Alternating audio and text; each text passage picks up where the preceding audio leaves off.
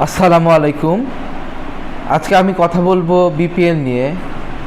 বিপিএলের উদ্দেশ্যটা কি হওয়া উচিত? আসলে প্রথম উদ্দেশ্যটা হওয়া উচিত, বর্তমান যে টি-20 প্লেয়ারগুলি আছে সেগুলি দ্রুত ডেভেলপমেন্ট করা, দ্রুত গেম সেন্স তৈরি করা এবং দ্রুত পাওয়ার হিটিংয়ের সাথে নিজেদের পরিচয় ঘটানো। এছাড়াও নতুন নতুন প্লেয়ার যারা আসবে তাদেরকে তৈরি করা, অর্থাৎ নিত্য নতুন টি-20 প্লেয়ার তৈরি করা, এটাই বিপিএলের প্রথম উদ্দেশ্য হওয়া উচিত। দ্বিতীয়ত, ক্রিকেট অবকাঠামো তৈরি করা, যেমন বিভিন্ন ফ্র্যাঞ্চাইজিগুলো কি করবে, নিজেদের এলাকাতে ক্রিকেট স্টেডিয়াম, উন্নত জিম, উন্নত কোচ, ট্যালেন্ট হান্ট, বিভিন্ন প্রোগ্রাম পরিচালনা করার মাধ্যমে বয়সভিত্তিক বিভিন্ন দল তৈরি করার মাধ্যমে একটা সুন্দর ক্রিকেট টি-20 ক্রিকেট অবকাঠামো তৈরি করবে, যেন আমাদের পাইপলাইনে কখনো ক্রিকেটের সংকট না হয়।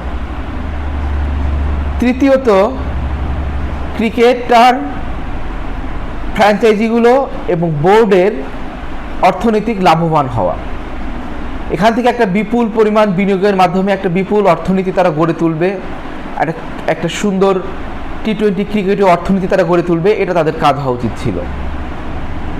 কিন্তু আমরা কি করলাম? আমরা তিনটা ক্ষেত্রেই ব্যর্থ হয়েছি।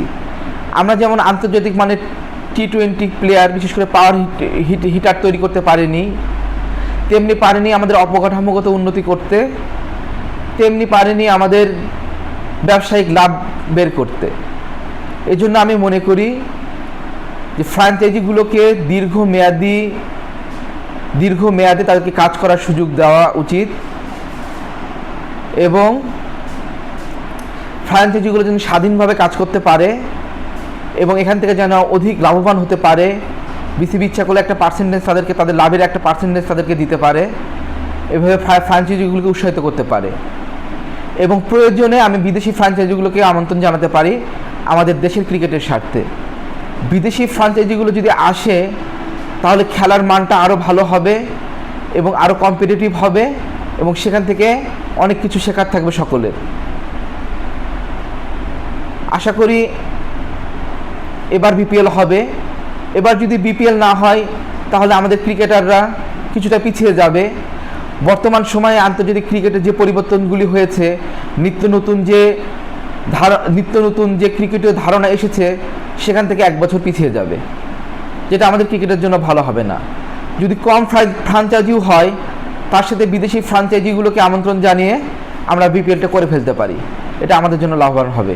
সবাইকে ধন্যবাদ, ভালো থাকবেন, আল্লাহ হাফেজ।